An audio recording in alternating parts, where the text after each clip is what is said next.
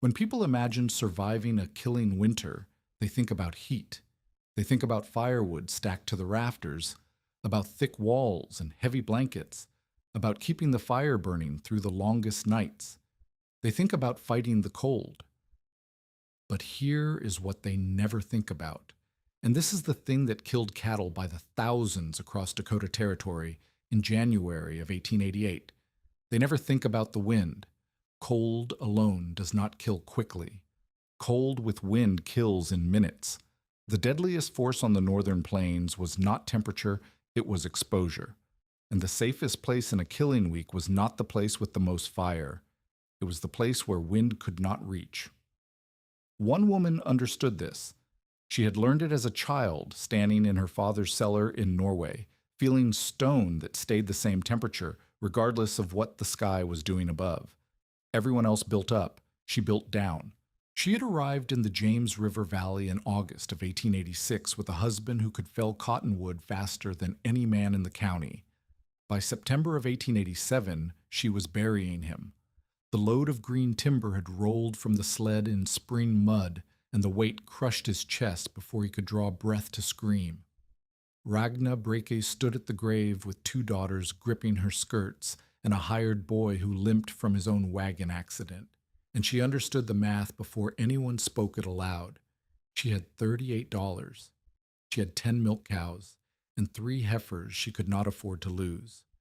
She had a half-finished cattle barn with walls too thin to stop Dakota wind and a loft too small to hold the hay those animals would need. She had a note at the lumber yard and a mortgage on equipment her husband had bought on faith.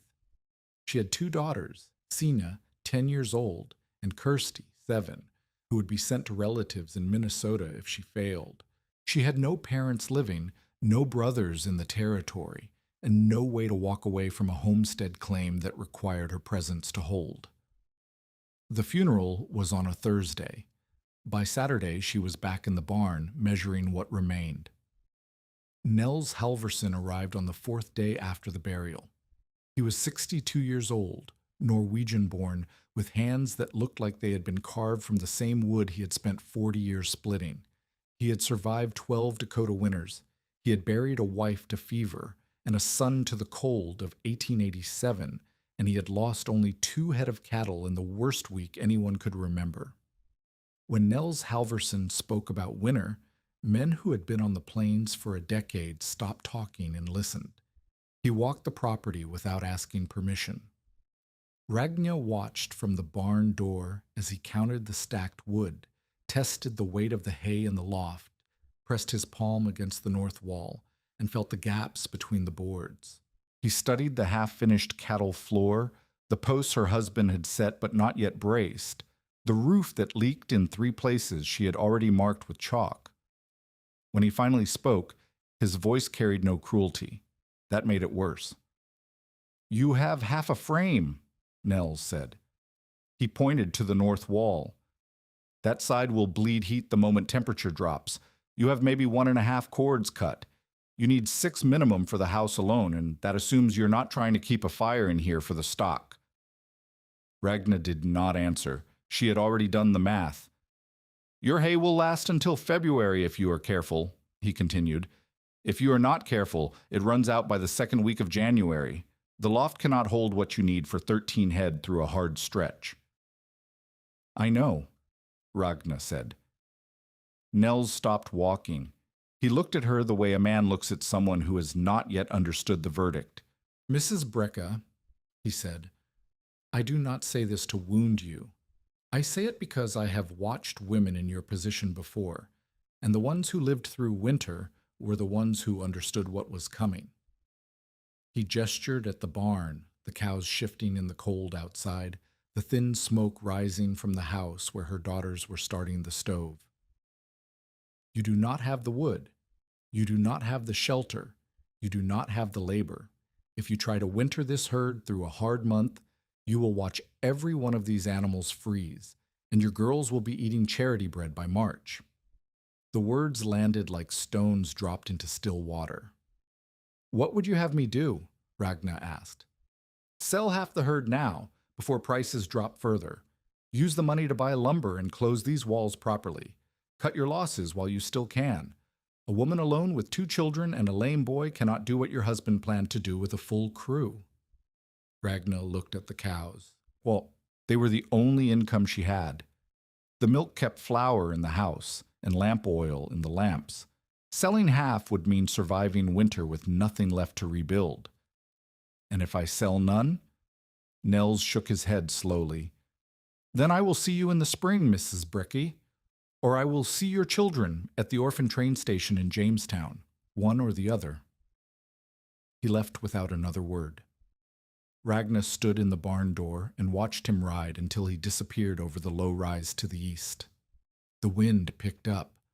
She could feel it through the boards her husband had never finished sealing.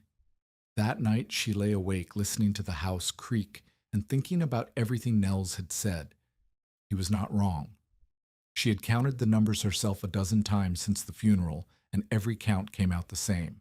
Not enough wood, not enough shelter, not enough feed, not enough hands.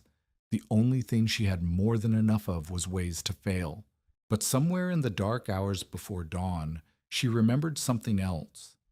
Her father had been a stonemason in Norway, in the steep country south of Bergen, where the winters came wet and long, and the wind off the fjords could strip heat from anything above ground.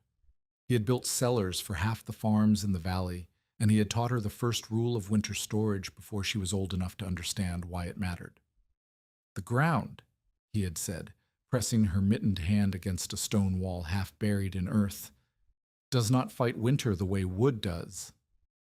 Feel that. She had felt it. The stone was cool, but it was a different kind of cool than the frozen air outside. It was steady. It did not change when the wind gusted. Above ground, everything fights, her father had said. Wood against cold, fire against draft, man against the sky. Below ground, the earth keeps one truth all winter. The temperature that was true in October is still true in January, more or less. The fighting is over. Ragna had never thought about that lesson in connection with animals. Cellars were for potatoes and turnips and barrels of saltfish. Cellars were for food that could sit still in the dark. But lying in the dark of her Dakota house, with wind rattling the shutters and the temperature already dropping toward the first frost, she began to think about what else could survive by not fighting. The next morning she walked back to the barn. The cows were bunched against the south wall, seeking what warmth they could find. Frost had already formed on the water trough, a thin skin of ice that cracked when she pressed it with her finger. She knelt at the edge of the cattle floor and looked down through a gap between 2 boards. Below was packed earth, dark and cool, the crawl space her husband had dug for drainage and never finished. She lowered herself through the gap and landed in dirt that came up to her ankles. The space was cramped, maybe 4 feet high at the center, lower where the ground rose toward the edges. It smelled like damp soil and rotting leaves. Light filtered through the cracks in the floor above. Ragna placed her palm against the earth wall. Cool, not cold, not frozen, just cool, the way her father's cellar wall had been cool, the way the ground below frost line held its truth regardless of what the sky was doing above. She stayed there for a long time, thinking. When she climbed back out, the sun had moved halfway across the sky. Emil was standing at the barn door, leaning on the crutch he used when his leg was bad.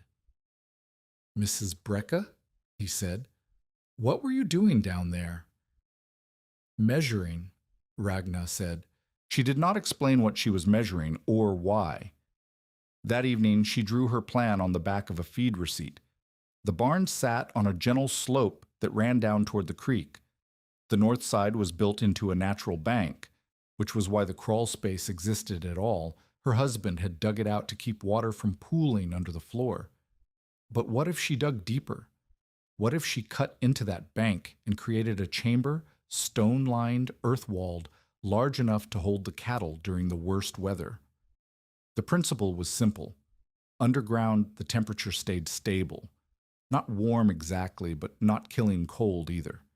The earth at 4 or 5 feet down held something close to 40 or 45 degrees, even when the air above was 20 or 30 below.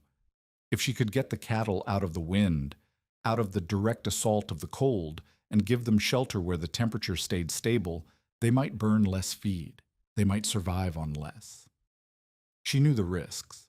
Moisture was the first. Animals breathed. They released heat and vapor. In a sealed space, that vapor would condense, soak the hay, turn the bedding foul. If she built a chamber and failed to ventilate it properly, she would kill her herd faster than winter would.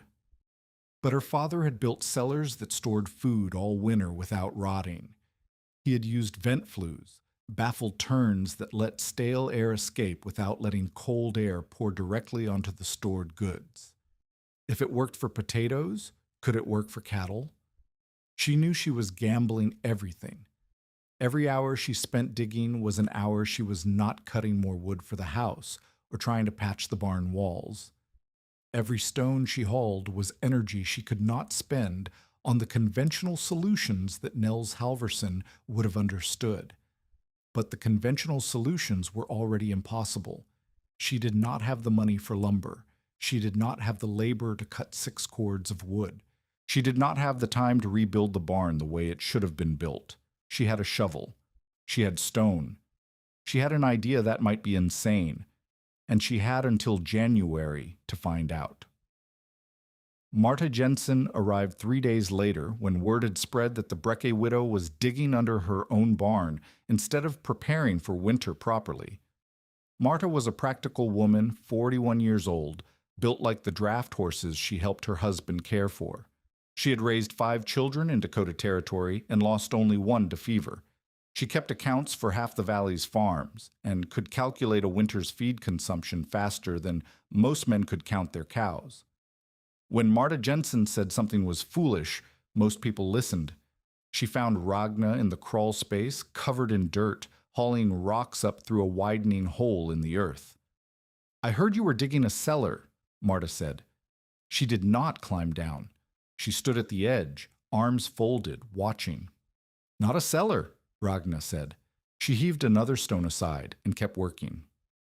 "A wintering chamber. For cattle." "Yes." Marta was silent for a moment. Ragna could hear her thinking. "You put beasts underground," Marta said finally, "and they will steam the place wet, sour the hay, and cough themselves to death. Cattle are not potatoes. They breathe, they move, they make heat and filth in quantities that will turn any sealed space into a death trap within a week." Ragna stopped digging. She looked up at Marta, at the concern that was real behind the practical objection. "I know," Ragna said. "That is why I am not building a sealed space." She climbed out of the hole and showed Marta her sketch. The chamber would have 2 vent shafts, one low, drawing fresh air in through baffled turns, one high, letting stale air escape through the hay mow. The floor would slope to a drainage gutter. The bedding would be built up thick enough to insulate the animals from ground chill while their own heat rose into the chamber. Marta studied the sketch with the eye of a woman who had spent 20 years watching ideas fail.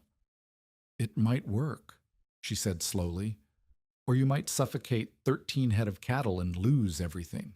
You understand that." "I understand."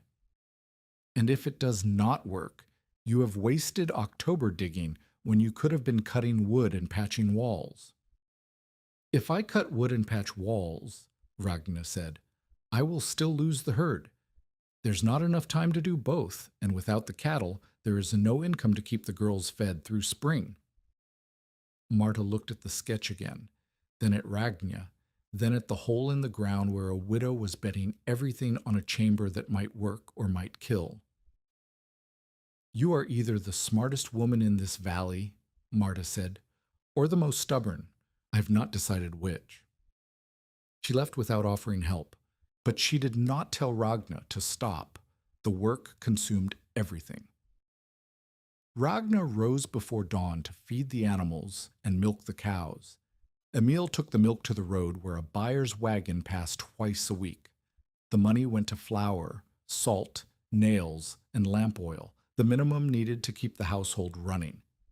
By the time the morning chores were done, Ragna was already back in the hole digging. She set goals in exact numbers: 6 feet deep at the far wall, 22 feet long, 14 feet wide, enough for 2 staggered rows of cattle and a feed lane down the center. She marked each day's progress on a post with chalk, and every evening she counted the inches and calculated how many remained. The first week she cleared the entrance trench. Her shoulders ached, her hands cracked and bled. The soil was harder than she had expected, packed clay beneath a thin layer of loam, and every shovel of dirt felt like prying up stone. The second week she hit the first real obstacle. Water seeped up from the clay, turning the floor of the trench into mud. She spent 2 days digging a drainage channel to carry the water downhill, away from the chamber. The channel worked. The mud firmed. She kept digging. By the third week, she had cut deep enough to begin setting stone. She had gathered field stone from every corner of the property, from the creek bed, from the edge of the fallow field, from the pile her husband had started near the woodshed. She mortared them with lime and sand, pressing each stone into place the way her father had taught her, angling them so the weight of the earth above would push them tighter together rather than forcing them apart. The work was brutal, endless, and exact. She measured everything. She tested everything. At night, she lowered a candle into the half-finished chamber and watched how it burned, steady or guttering, strong or struggling for air. She adjusted the angle of the proposed vent shafts twice, 3 times, until she was satisfied that air would flow without creating a direct draft onto the animals below. But the calendar was moving faster than her hands. Cyrus Vale arrived in the 4th week of October. He owned the feed and lumber yard in town, and he held the note her husband had signed for building materials the spring before. He pulled up in a wagon loaded with boards, good straight lumber that would have closed the barn walls properly if she had any money to buy it. Mrs. Brecka.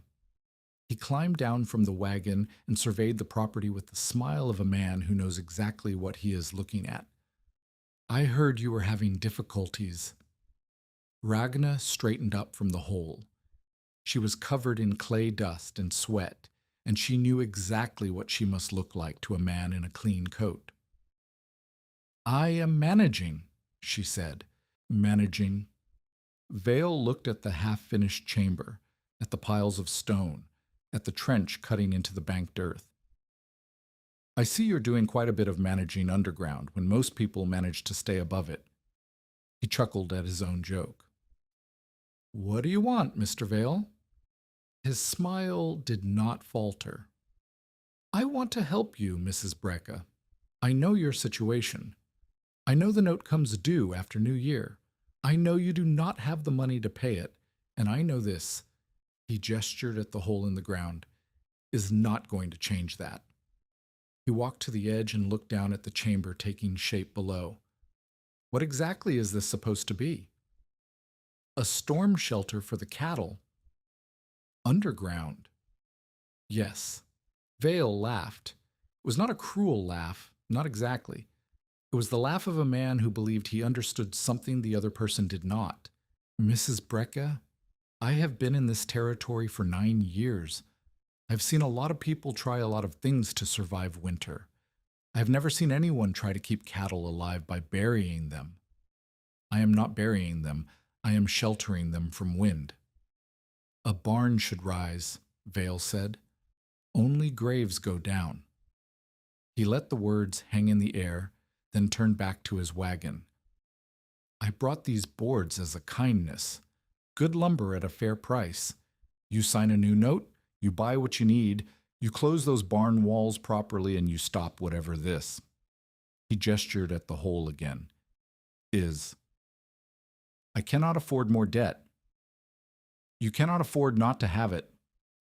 Vale's voice was still friendly, still reasonable, still wrapped in the language of concern. If you waste October down here in the dirt, you will lose everything. The cows, the claim, the house.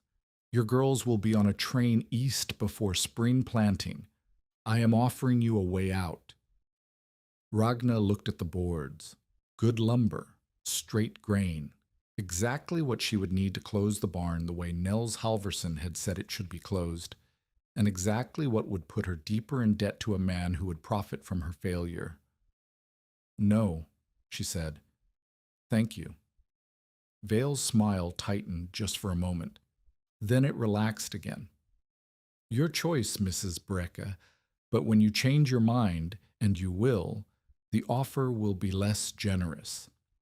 He climbed back onto the wagon and drove away. Ragna watched until he was out of sight, then turned back to the hole. She had nothing to say. There was only the work. Tell us in the comments, have you ever kept building while everyone around you was certain you were wasting your time?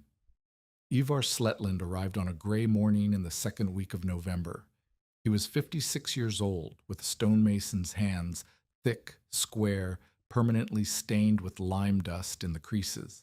He had built railroad culverts across the Northern Territories for 15 years before his back gave out, and his wife and son died in the same winter of the same fever.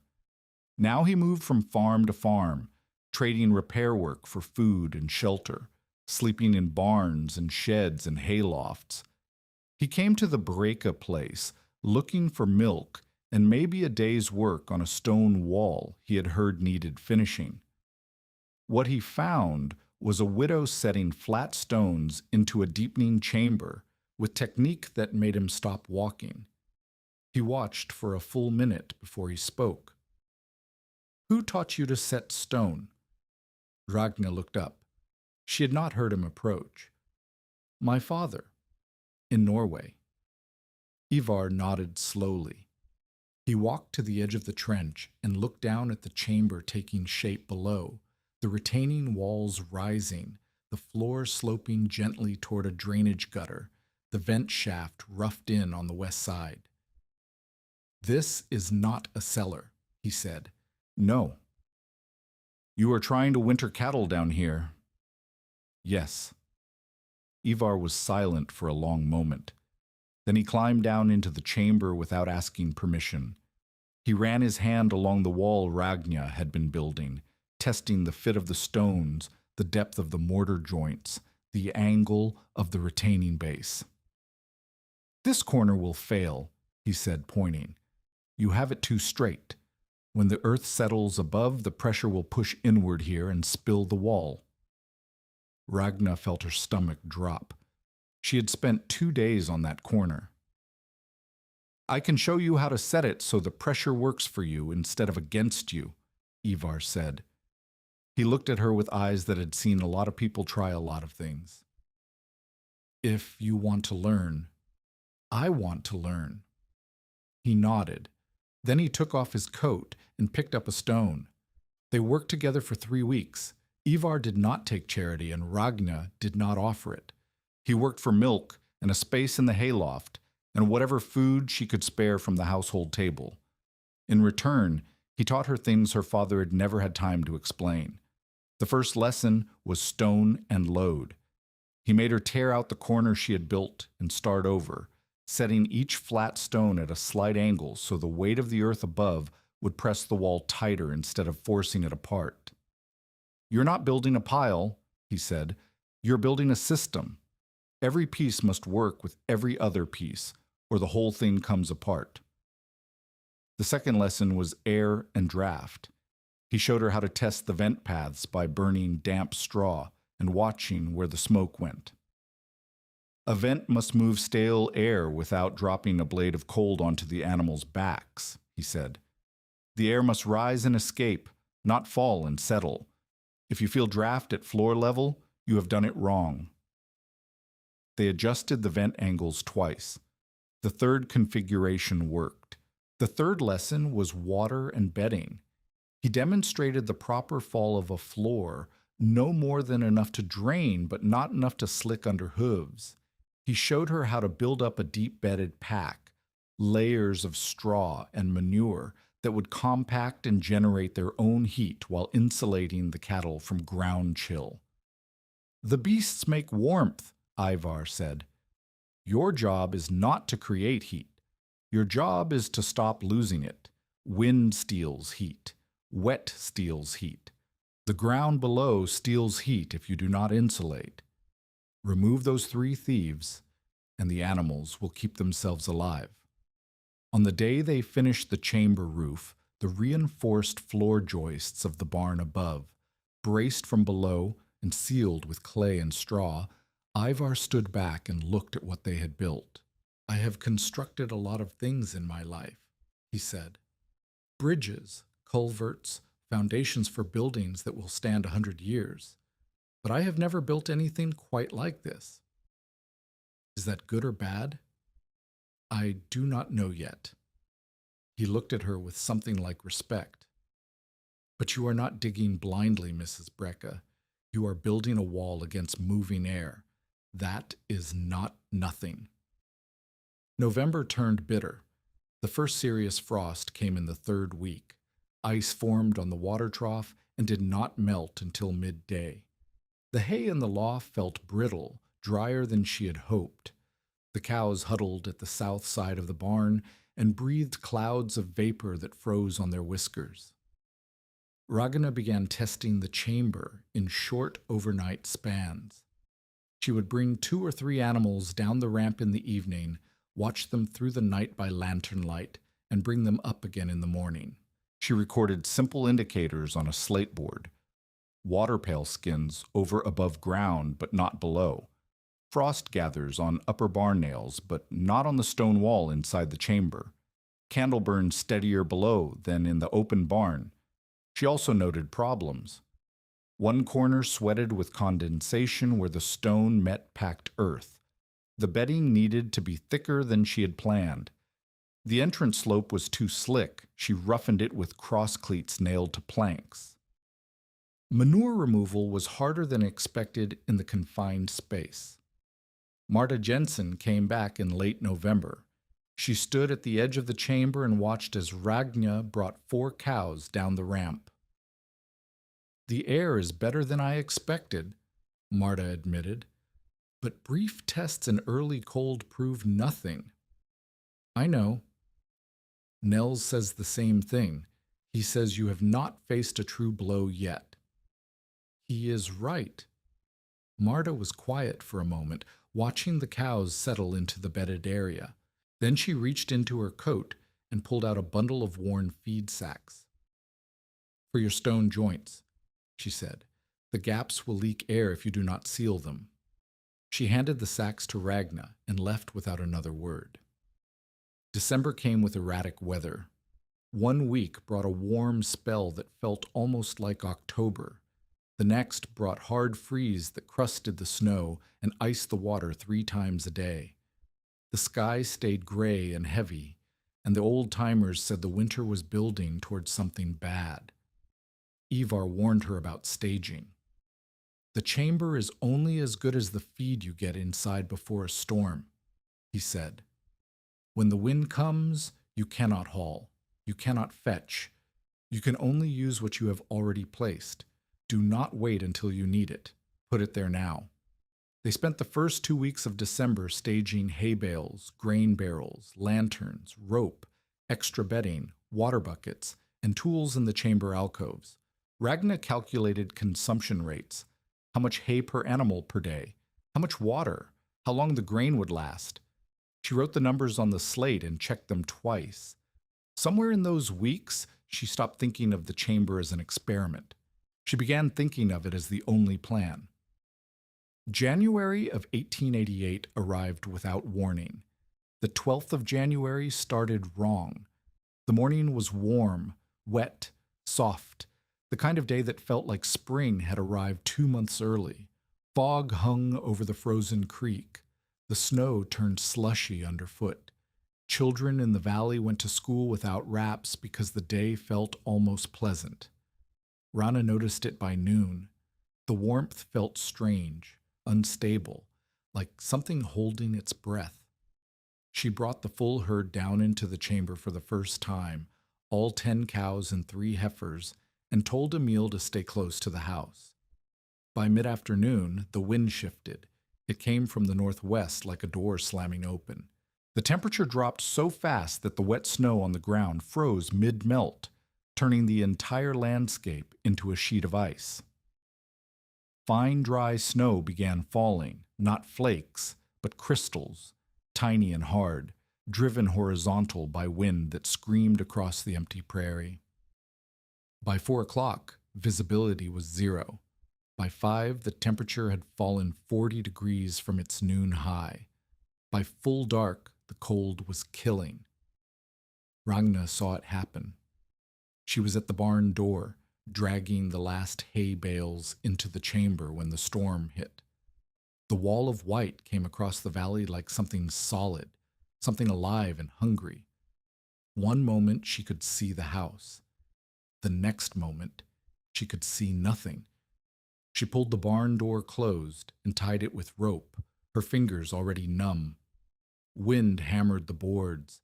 Frost formed on the hinges within minutes. Inside the chamber, the cows were bawling. The sound echoed off the stone walls, panicked and rising. Ragna climbed down the ramp and found chaos. Animals bunching, shoving, one heifer balking at the confined space and threatening to bolt back up toward the killing cold above. "Sina is sick," Emil said. He was at the bottom of the ramp, leaning hard on his crutch, face white with fear. "Fever, chest rattling. She cannot come out to the barn." Ragna felt the world split in two. Her daughter was in the house, coughing, maybe dying. Her cattle were in the chamber, panicking, maybe about to kill each other or break free into the storm. And between them was wind that would freeze a grown woman dead in 10 minutes. "Stay with the cattle," she told Emil. "Keep them calm. Talk to them. Do not let them bunch." She climbed the ramp, opened the hatch a crack, and saw the storm. Snow drove through the gap like knives. The temperature in the barn above was already deadly. She tied a rope to the barn post, looped it around her waist, and pushed out into the white. The walk to the house was 40 yards. She could not see it. She walked by memory, feeling the rope unspool behind her, counting her steps, praying she would not drift off course and wander into the endless prairie to die. She found the door. She pounded until Kirsty opened it. Inside, the stove was burning hot, and Sina was lying on the bed, face flushed, breathing in shallow gasps. The chest rattle was audible from across the room. "Keep the fire," Ragna said to Kirsty. "Keep her warm. Keep blankets on her. Do not let the stove go out." "Where are you going?"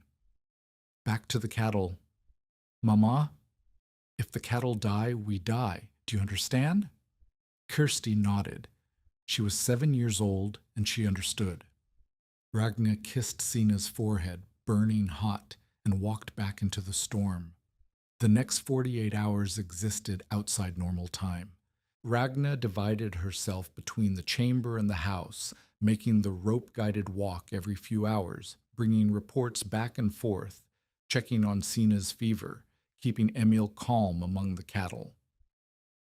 The wind never stopped. The temperature kept dropping.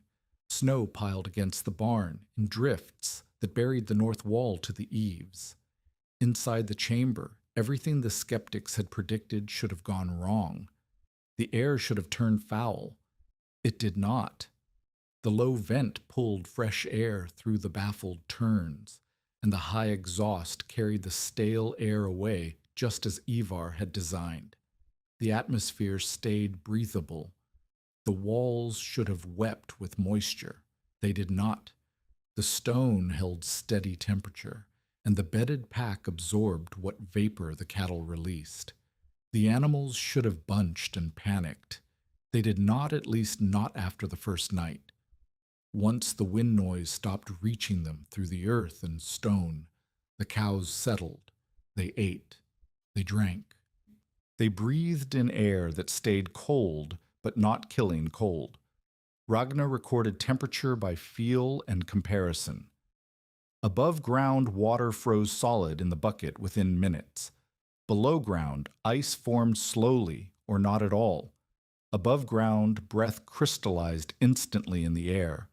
Below ground, vapor rose and dissipated. The chamber was not warm.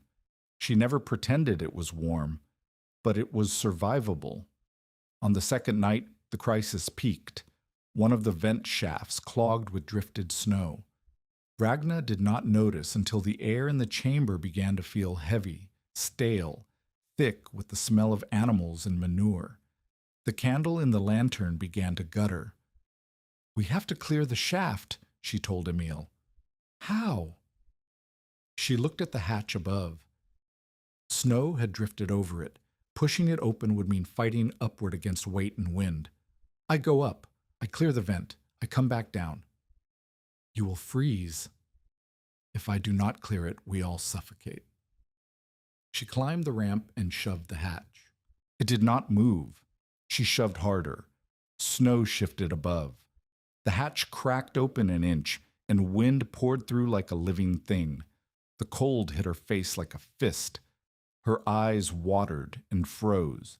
She pushed harder, forcing the hatch wide enough to climb through, and found herself in a white world where the barn no longer seemed to exist.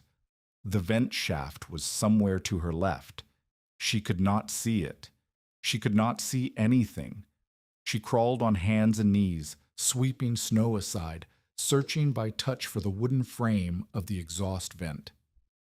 Her fingers found it, packed with snow. She clawed the snow out with her bare hands because mittens would not let her feel what she was doing. The wind tore at her coat. The cold went into her bones. She cleared the vent. Air began to move. She felt it, a faint updraft where there had been nothing. She crawled back to the hatch and fell through it, landing on the ramp, gasping, shaking, unable to feel her hands. Emil was there. He wrapped her fingers in rags soaked in warm water from a bucket he had been heating with his own body. The pain when feeling returned was worse than the cold, but the air in the chamber was better. The candle burned steady again. She had done what Ivar taught her. Crack the low vent first, clear the exhaust, reopen by increments. It worked. On the fourth morning, the wind stopped. The silence was so sudden that Rana woke from a half-sleep thinking she had gone deaf. She climbed the ramp and pushed the hatch open onto a world transformed. Snow had buried everything. The barn rose from a white sea, drifted to the eaves on the north side, the door completely blocked. The sky was clear and blue and brutally cold, but the killing wind was gone. She cleared a path to the house first. Sina was alive. The fever had broken in the night. Kirsty was asleep by the stove, exhausted. The fire was still burning. Then she cleared a path to the barn and opened the chamber. The cows walked up the ramp one by one, blinking in the sudden light, breath steaming in the still air. They were thin. They were tired. One had frost on the tips of her ears where she had pressed against the upper wall during the worst night. But they were alive, all 13, every single one.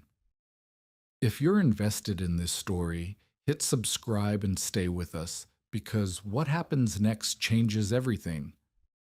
Ragna stood at the top of the ramp and watched her herd emerge from the earth. The sun was rising over a valley that had been scoured by the worst cold wave in a decade. Somewhere out there, neighbors were counting their dead. Nels Halverson's lean-to had collapsed under the weight of drifted snow. He had lost 2 calves and a cow that he had not been able to get under cover in time.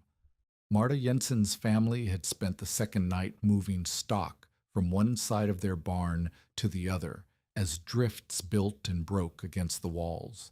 Cyrus Vale's hired men had lost 3 head outright and 2 more to frostbite that would make them useless for milking. Across the valley, the toll was rising. Cattle dead in collapsed shelters.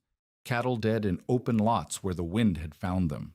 Cattle dead in barns that should have been tight, but had not been tight enough. And in the earth beneath the break-a-barn, 13 animals had breathed and eaten and survived.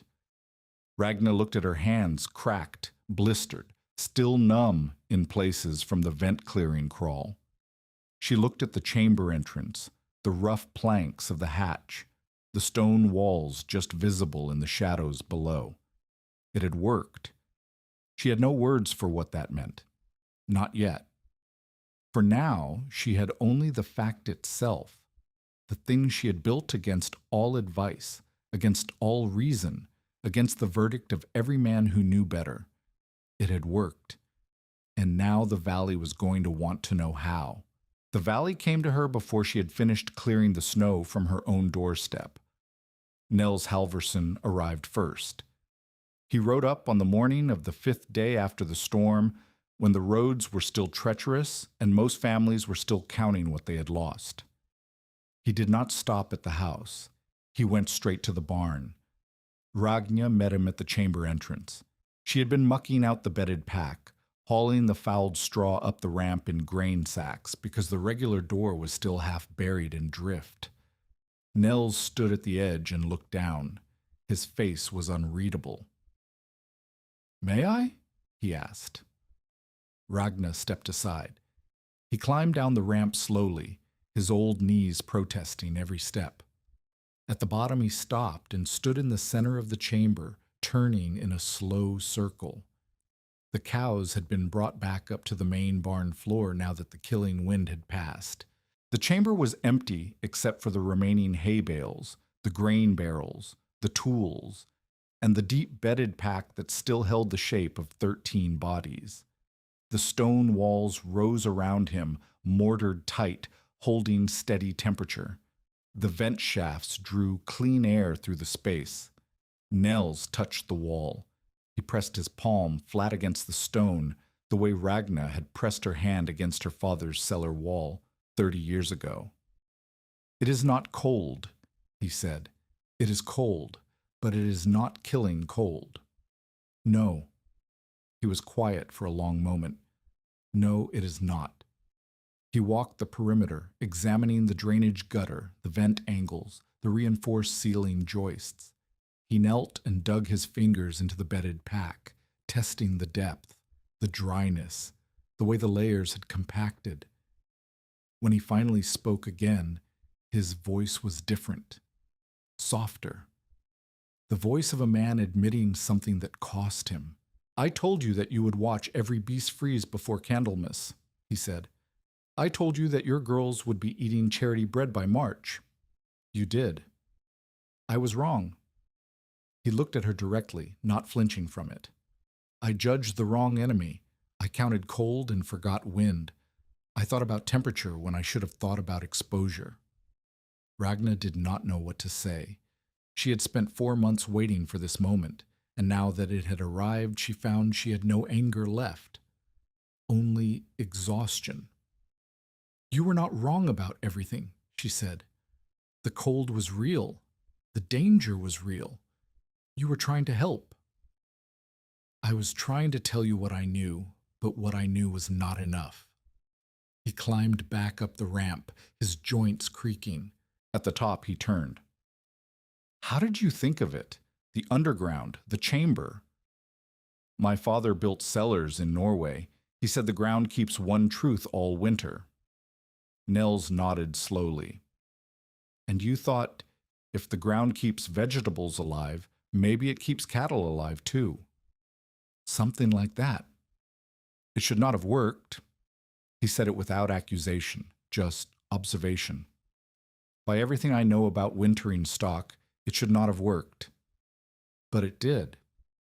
"Yes." He looked at the chamber one more time.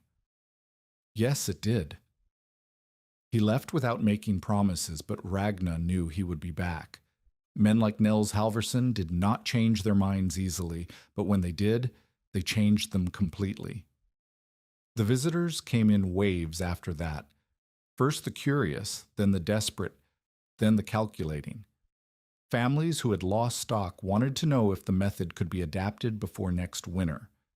Families who had barely survived wanted to understand what they had seen. And a very few, wanted to know if there was money to be made.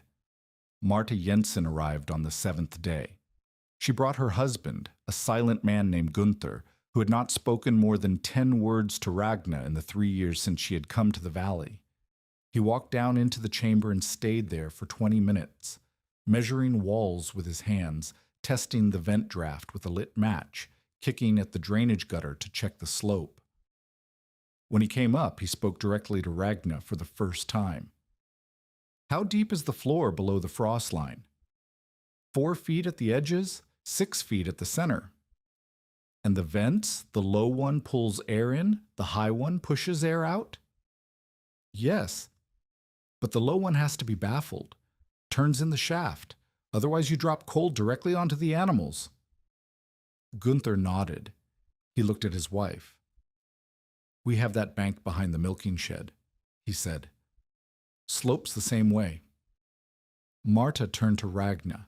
Her face was complicated, respect, and something else, something that might have been shame at having doubted. I brought you feed sacks, Marta said, for the joints. I did not think they would matter. They mattered. I know that now. She paused. Will you show me how you set the vent angles? Gunther can dig, but we need to understand the air. Yes, I will show you.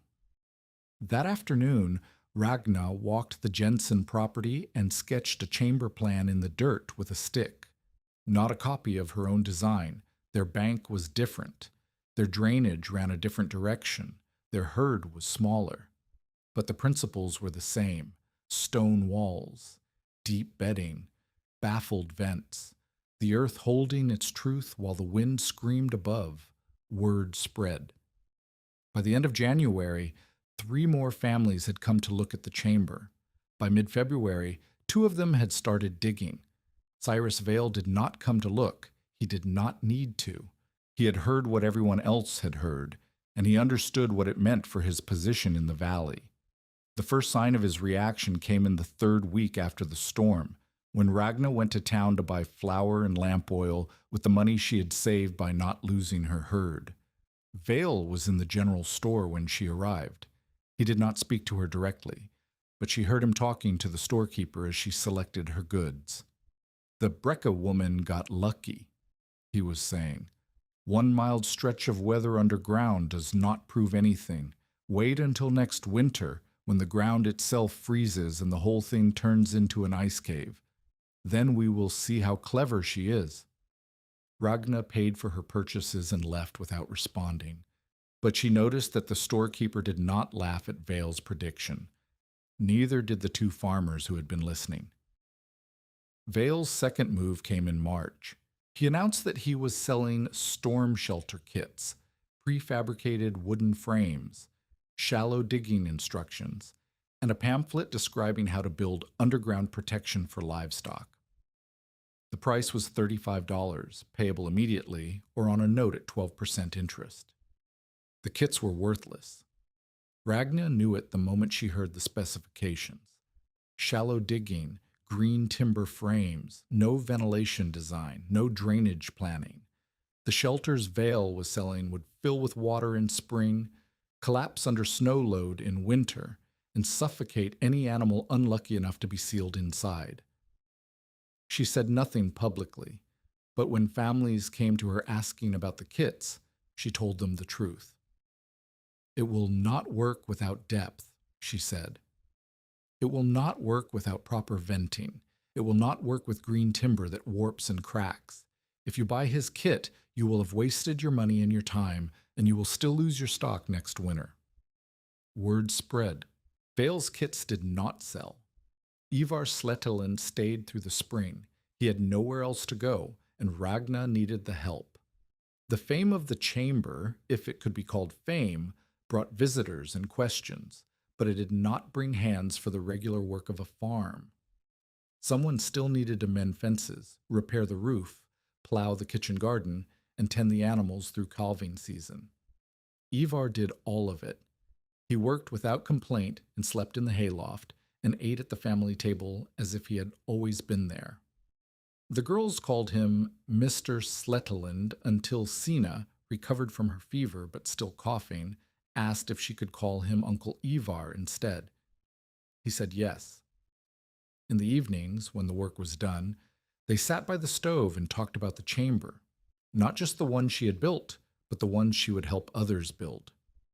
Ivar had ideas about improvements, better vent baffles, a removable partition system for calving isolation, whitewashed walls for cleanliness and light. The next one should have a second entrance, he said. On the uphill side. If one gets blocked with drift, you have another way out. That costs more stone. Everything good costs more. He smiled, one of the few times she had seen him smile. But dying costs more than stone. They sketched plans on scraps of paper and argued about angles and measurements the way Ragna imagined partners argued, with heat that was not anger, disagreement that was not rejection. In April, they began work on the first community storm refuge, a larger chamber on the Halverson property meant to shelter stock from multiple farms during the worst weather. Nels had offered the land. Ivar provided the design. Ragna supervised the construction, walking the site twice a day to check the progress. It was during this work that she noticed Ivar slowing down. He coughed more than he had in winter. He rested more often. He climbed the ramp at the Halvorsen site with difficulty, pausing halfway to catch his breath. When she asked if he was ill, he waved the question away. Old lungs, he said. Railroad blasting. The rock dust never really leaves. She let it go. She should not have let it go. By June, Ivar could no longer work a full day. He sat on a stump at the edge of the Halvorsen site and watched the younger men haul stone while he gave directions. His voice was strong, but his body was failing. The cough had deepened into something wet and constant, and his face had gone pale in a way that had nothing to do with winter. Ragna sat with him on the afternoon they finished the chamber roof. "You should see a doctor in town," she said. "I have seen doctors. They told me what I already knew."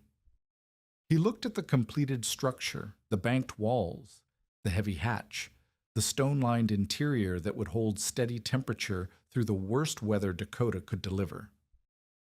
"This is better than medicine." "Ivar, I mean it." He turned to face her. "I have built a lot of things that will outlast me. Bridges, culverts, foundations. But this," he gestured at the chamber, "this is different. This will keep people alive. Not just their stock. Them. Their children. Their future. You built it. We built it." He coughed, a deep, rattling sound that made Ragna's chest ache in sympathy. "But you will build the next one, and the one after that. Do not let men call the method mine. You carried it farther than I did." He died in September, in the hayloft where he had slept for nearly a year. The cough had turned to fever, the fever to silence. Ragna found him in the morning, still wrapped in his blankets, face peaceful, hands folded across his chest, as if he had arranged himself before leaving. She buried him next to her husband, on the rise overlooking the creek. It seemed right that the two men who had shaped her Dakota life should rest in the same ground. The girls cried. Ragna did not. Not then. She stood at the grave and looked at the valley spread out below, the farms, the fields, the barns with their hidden chambers, and she made the promise Ivar had asked of her. She would not let men call it his. She would carry it farther. The secondary crisis came in the second winter after the storm. It began with an early November cold snap that caught the valley off guard. The temperature dropped fast, not as fast as the January blizzard, but fast enough to trap a neighbor's child on the wrong side of a rising drift. The child was Martin Eriksson, 8 years old, separated from his father during a cattle drive when the wind came up suddenly and visibility collapsed. The father made it back to his barn. The boy did not. Word reached Ragna within the hour. She organized the search from her own property, sending Emil on horseback to rally the nearest farms while she prepared the chamber for possible casualties. They found Martin 2 hours later, huddled in a snowbank, a quarter mile from the Eriksson barn. He was conscious but hypothermic, unable to walk, his fingers and toes already showing the white of frostbite. The Erickson barn had no chamber. The Erickson house was half a mile from where they found the boy. Ragna's farm was closer.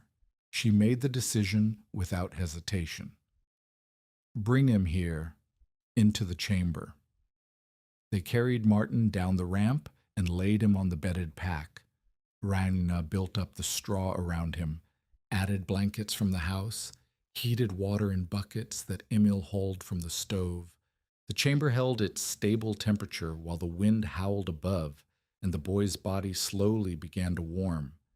He lost 2 toes on his left foot. He kept his fingers. He lived. The Erickson family did not have the money to build a proper chamber. They did not have the stone or the labor or the time before the worst weather arrived. We will build it together, Ragna said. Next spring, the whole valley, 1 chamber at a time until everyone has one. It was the moment when the method stopped being hers alone. She had held it tightly through the first winter, taught it carefully to a few families, watched as imitations sprang up across the territory.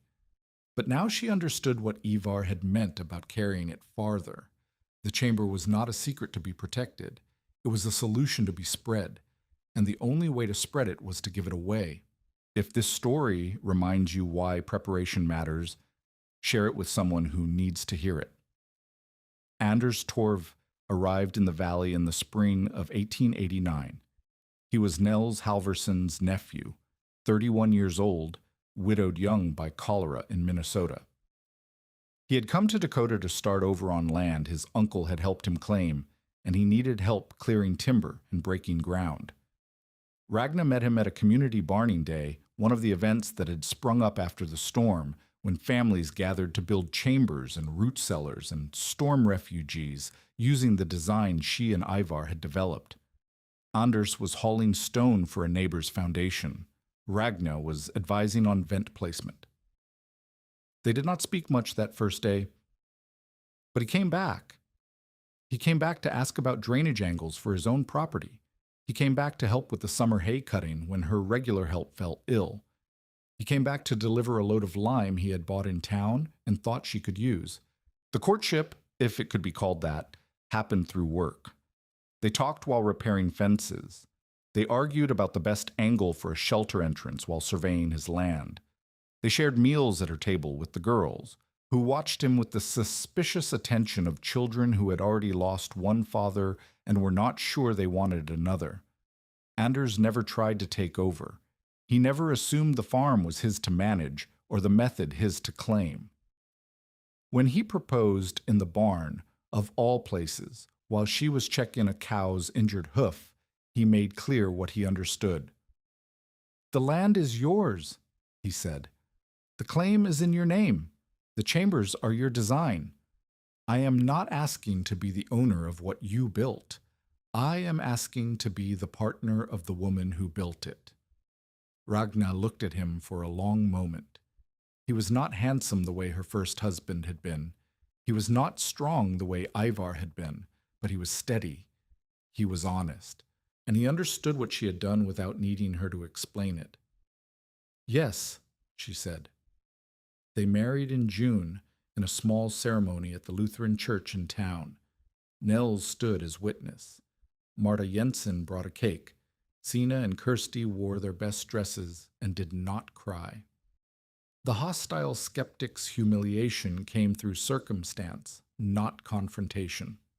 It happened in the third winter after the storm, when one of Cyrus Vale's cheap prefabricated shelters failed exactly the way Ragna had predicted. A spring melt had seeped into the shallow foundation, then frozen when the temperature dropped, heaving the entire structure off its base.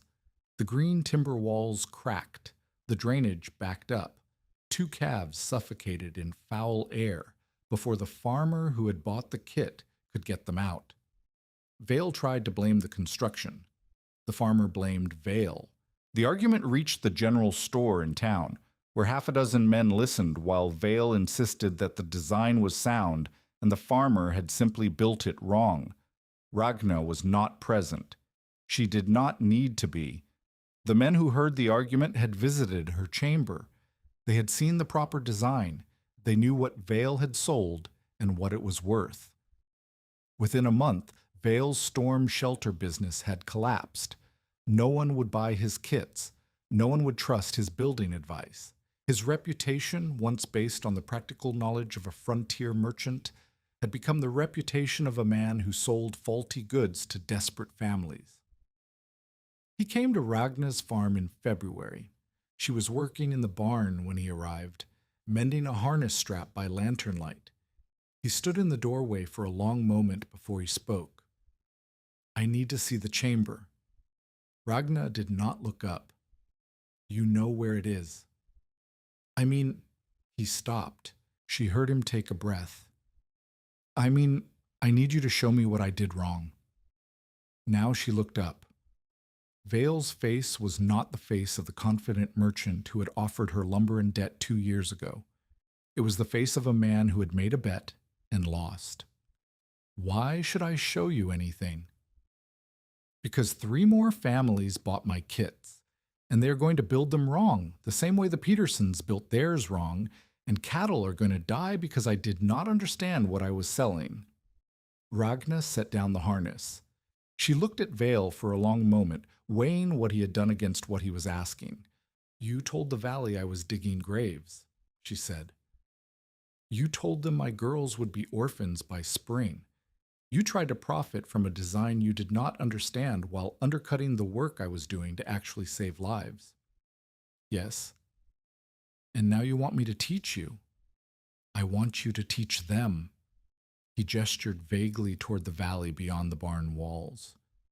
"The families who bought my kits, they trusted me, they paid me, and I sold them something that will not work." It was not an apology. It was not conversion, but it was accountability, and in the frontier calculus Ragna had learned, accountability was worth almost as much. "Bring them here," she said. "All of them. Next Saturday. I will show them what they need to change."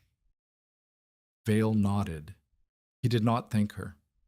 He turned and walked back to his wagon, smaller than he had been 2 years ago. Ragna watched him go. Then she picked up the harness and went back to work. The Saturday gathering became the first of what the valley would later call Brecca-days. 6 families came to learn.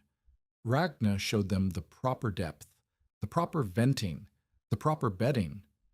Anders demonstrated the stone-setting technique Ivar had taught her. Nels Halverson, who had once predicted her failure, explained the math of feed consumption in sheltered versus exposed conditions. Vale stood at the edge of the group and listened. He did not contribute. He did not defend himself.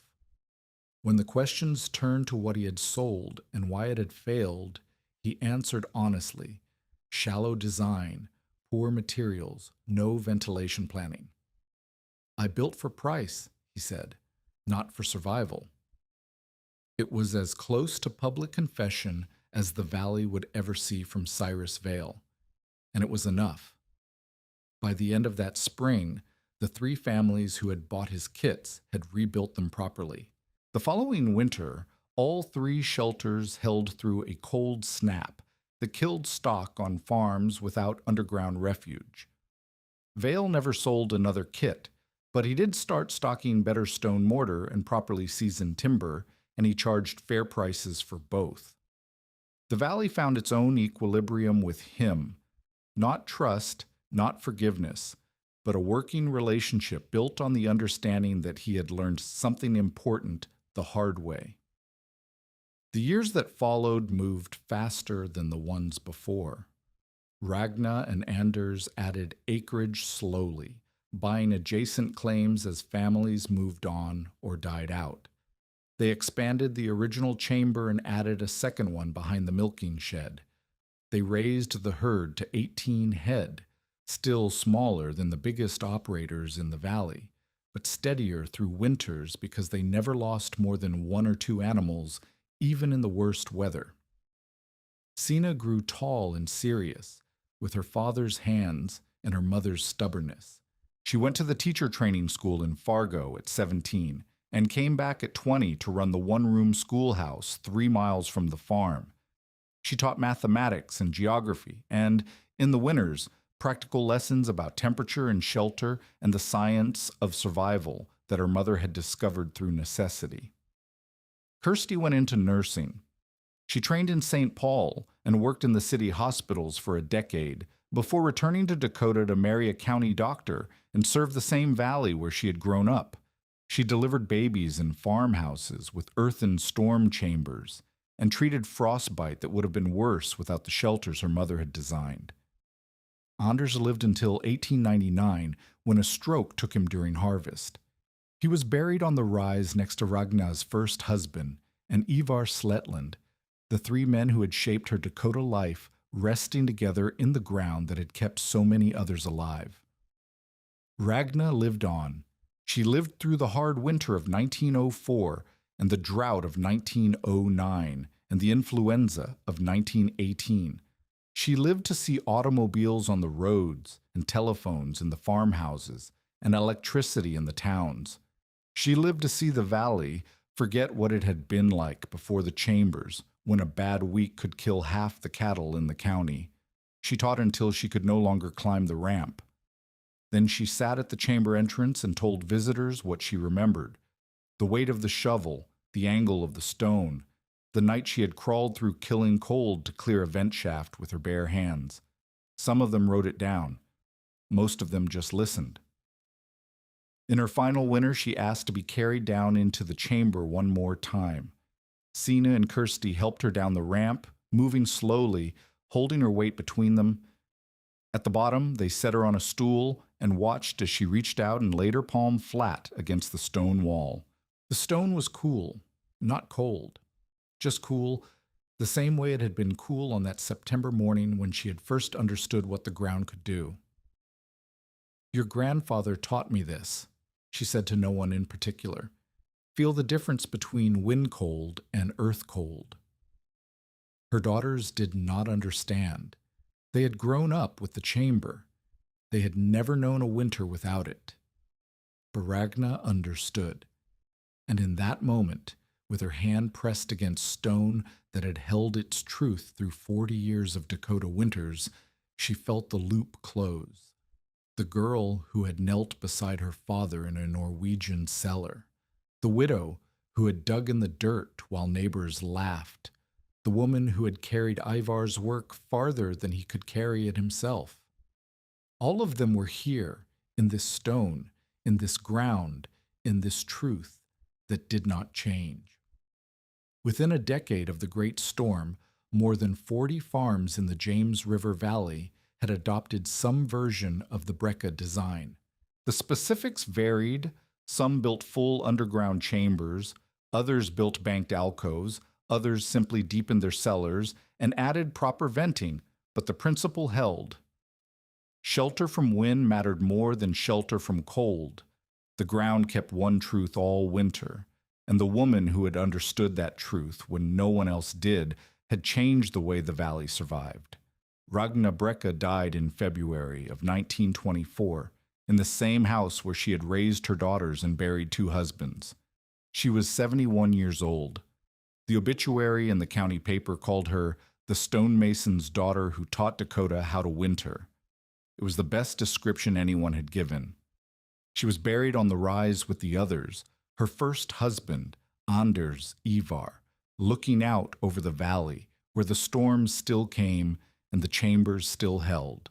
Her grave marker was a flat field stone, the kind she had set into walls all those years ago, and someone had carved into it the words she had spoken most often when teaching.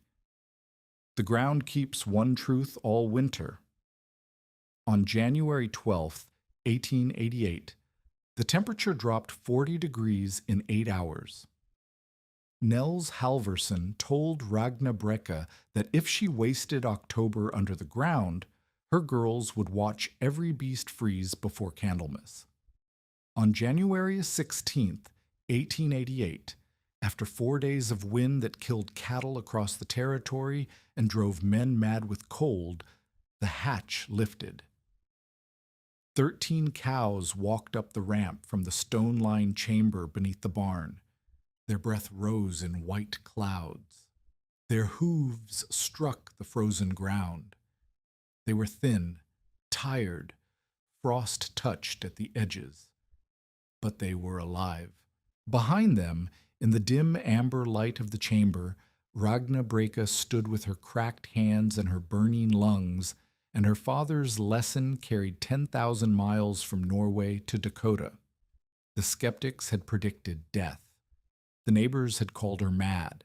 The merchant had offered her debt instead of shelter. She had given them stone. She had given them earth. She had given them the one truth the ground keeps all winter, and when the coldest week arrived, that truth had been enough.